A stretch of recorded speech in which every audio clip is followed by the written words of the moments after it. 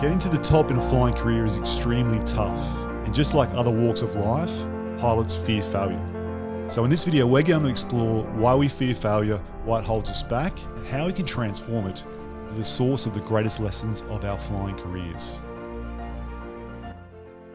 If you're new to this channel, I'm Matt. I'm a former Australian Navy and Air Force pilot, now flying 737 MAX for a new Australian airline. And on this channel, we explore pilot performance learning and mental health tips to help you get the most out of your flying careers. So as you know, aviation is one of those industries where pilots are scrutinized like almost no other.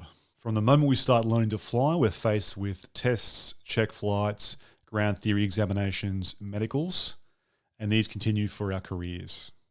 And when we jump in the aircraft, we need to perform because safety is always paramount. Luckily, the quality of pilot training exceeds just about any other industry also. However, there's many hurdles where we can trip up, we can fall, we can fail. And if we're not fortunate, this can catch us up and this can bog us down. So whilst traditionally and understandably we fear failure, I think there's something else we should fear much more.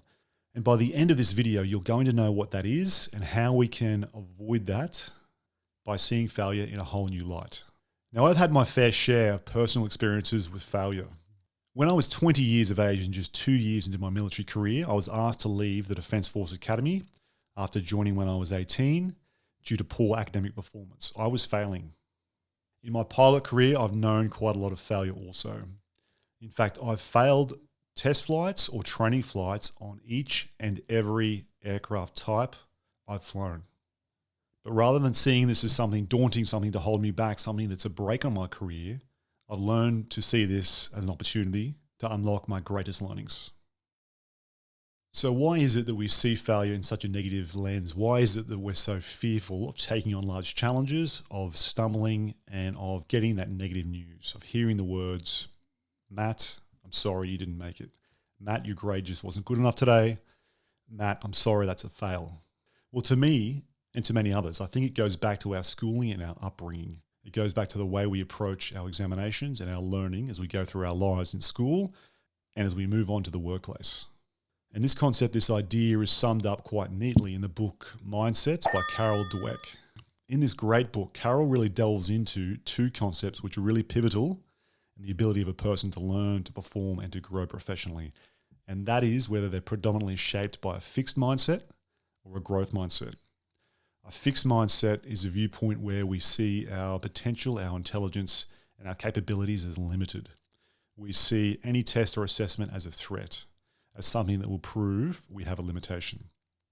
Fixed mindset says to ourselves, you can pass and do well, but only up to a certain point, only up to the limit of our intelligence or our ability. Beyond that, we cannot succeed. And it's fixed mindset that drives the fear of failure and the fear of our personal limitations. Growth mindset, on the other hand, it takes a totally different tact. A person with growth mindset takes the view that the bigger the challenge, the bigger the benefit, because any challenge holds within it lessons and kernels of truth and understanding and insights into our own performance and our own abilities that enable us to learn, change, and grow. Growth mindset and fixed mindset are diametrically opposed. They're really opposites, and they're really powerful, I think, for improving individuals' performance, improving attitudes, and really improving the way we approach performance and failure overall.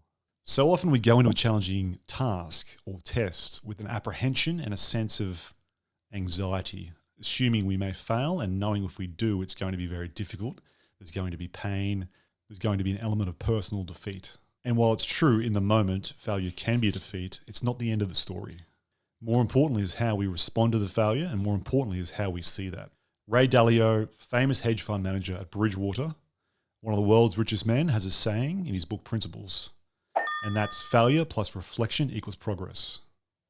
We all fail through life, but our ability to reflect, to examine closely the reasons for it and the personal ownership we can take of those reasons, and to engender and embody those changes is the key to progress, the key to growth, and the key to performance. So rather than doing as what so many of us are inclined to do, which is glossing over the failure and moving on as quickly as we can, even ignoring it or pointing to someone else for having responsibility or being to blame for that failure, actually taking personal ownership responsibility and delving into it quite closely is really empowering. So in terms of our flight training, in terms of our flight assessments, and even our real world flying, whether we're on our private license, our commercial license, or beyond, reflecting deeply will help us identify whether we have an issue with our knowledge and preparation, with our performance and execution of the particular flight sequences, or whether it's with our judgment or our airmanship.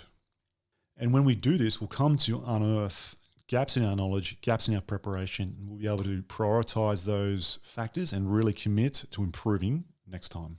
Now, an important factor that Ray also points out in his book Principles, which I found quite insightful and challenging to wrap my head around, was the idea of blind spots and ego barriers.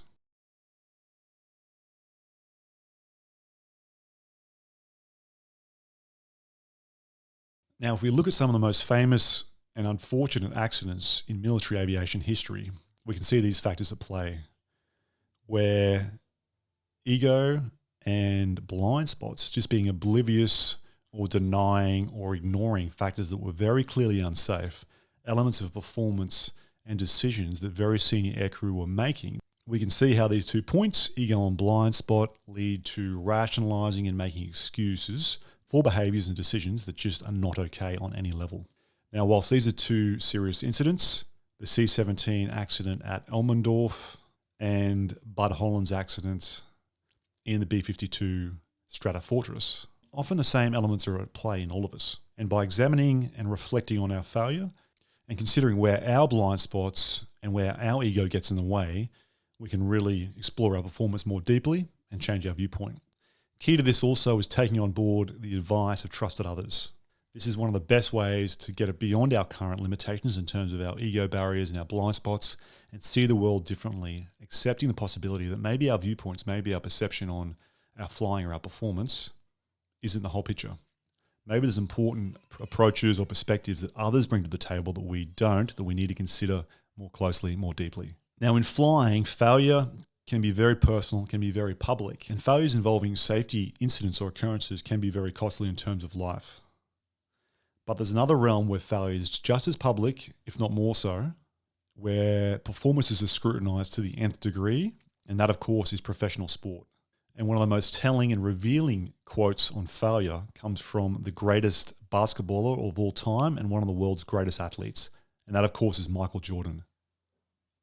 I've missed more than 9,000 shots in my career. I've lost almost 300 games. 26 times I've been trusted to take the game-winning shot and missed. I failed over and over and over again in my life, and that is why I succeed. This, to me, is a phenomenal quote which gets to the heart of the champion, the competitor, the athlete that is MJ.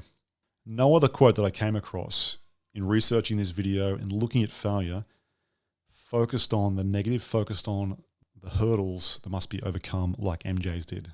What this tells me is that he had total acceptance about the amount of failure one needs to face to reach the highest levels, to progress our performance and to become truly elite. And it tells me just the level of detail that Michael would go to in analysing and breaking down his performances and knowing himself truly. The Netflix documentary, The Last Dance, which is truly phenomenal, I can recommend that to anyone, really shows a side of Michael that few had seen before as a tenacious and almost ruthless competitor who would do anything to get to the bottom of his faults and transform them. He was a perfectionist. And I'm not suggesting that any of us needs to have that amount of intensity to get through our failures in aviation, but we could benefit by taking on Michael's perspective. So rather than being fearful of failure itself, we really ought to be fearful of not examining, not going into, not spending the time to break down our flight training failures, our professional hurdles, our stumbles and our mistakes. Each and every failure I experienced during my military flight training career taught me something extremely valuable, and in fact something that I either wasn't seeing or I was overlooking or I was oblivious to when flying that aircraft type. Each one of the failures offered me the opportunities to sit down with an experienced captain or instructor and go through my performance in detail, whether it was my preparation, my knowledge, or my airmanship and decision making. And oftentimes, without that, I never would have changed. I can genuinely say that these failures transformed me as a pilot and as a professional. And that's the culture the best organizations are promoting in aviation and in other endeavors. Okay, here are the 7 tips for overcoming failure. Tip 1, seek and accept feedback. This is all about diligently listening for and perceiving the feedback that's coming into us, considering who it comes from. Is this a trusted person? Is this someone who's got credibility, got a record of performing, someone who's fair and equitable? If it is someone you ought to be listening to them honestly and openly, dropping any presuppositions, just being open to taking on their advice and considering their viewpoint. Now, this tip also extends to other aspects of our performance and really spending time to breaking them down at the many junctures where we as pilots receive professional feedback, performance feedback, debriefings and scorings throughout our careers. Tip 2, embrace your limits and work smart on them. As professionals, as human beings, we all have limits to our performance, and starting out in a new venture or career, even more so. By embracing our limits, we can identify where we need to make immediate changes, and we can prioritize areas we can work on down the track. Importantly, the more effective we are at this, the better our knowledge of our own strengths, weaknesses, and our ability to compare ourselves to the performance standard the job requires or our peers. Tip 3 is commit to examining our failures. Set time aside during a training course or during our progress at certain check flights or activities for deliberately going into and exploring the reasons for our performance, whether good or bad. Taking on board the fact we're going to have blind spots, we're going to have ego barriers, and thinking about where we can get third-party advice and explore those will be very valuable. Doing this in a regular way where we're taking notes and taking a record of our performance and the reasons for it is one of the most powerful ways to make long-term progress and overcome long-term issues that may be holding us back. Tip 4 is go for deep work.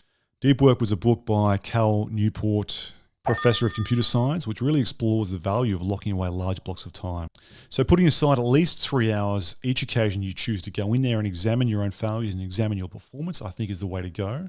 Make sure you're uninterrupted, you've got time out, you're left to your own devices, and you can really think deeply without interruption. Tip 5 is to be aware of your mindset and your state.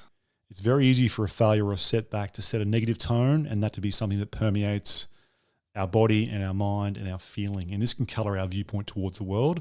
This can limit our ability to take positive steps and do the work we need to move forward. But the failure itself doesn't need to change our mindset. We can choose to take on affirmations or morning routines or motivational videos to set ourselves up for success during the day and to leave a lasting feeling of positive energy. Tip 6 is to get the right help. There is a lot of assistance available out there in flying careers for all sorts of challenges we might come across, whether that's performance, preparation, mental, physical health, and spending a bit of extra time on finding out who the best person is to help, maybe asking a friend or a peer or professional colleague for their advice and their experiences is a great way to make sure you're getting the best quality assistance, the best quality help to act as your trusted third party and your mentor to get you ahead. And tip 7 is to find the right team. There's an old saying that we're the product of the 5 people we choose to spend the most time with. And I'd agree with that wholeheartedly. In aviation, just like in any other industry, there are people who are positive, outgoing, who want to fill the room with energy and lift us up, move us forward. And there are those who like to criticize, be cynical, and generally set a negative tone. But it's also important to connect with those who have the right professional behaviors, the right attitude, the right aviation mindset, who are moving forward in a constructive way. Okay, that's the 7 tips for how to overcome failure. That's the video for today. I hope you have been able to take a different viewpoint, perhaps examine failure from the perspective of the lessons to be learned and the availability of opportunities to really explore the limits of what we bring to the table. I know this is quite a lot to get one's head around, but if there's any book that I've spoken about today, I would encourage you to have a look at Mindset by Carol Dweck and really delve into that. You can jump on short form or other websites that have abbreviated copies of this and have the key lessons and key ideas baked into them. Okay, thank you for watching. I hope this has been a productive video for you and it's helped you take a new viewpoint on challenges and failures and how to see them differently. If it has meant something to you, if it has been particularly valuable, I would love to hear from you in the comments below, so feel free to leave your thoughts. Otherwise, hit the subscribe button and share this with someone who can benefit from it, and we'll see you very soon in my next video.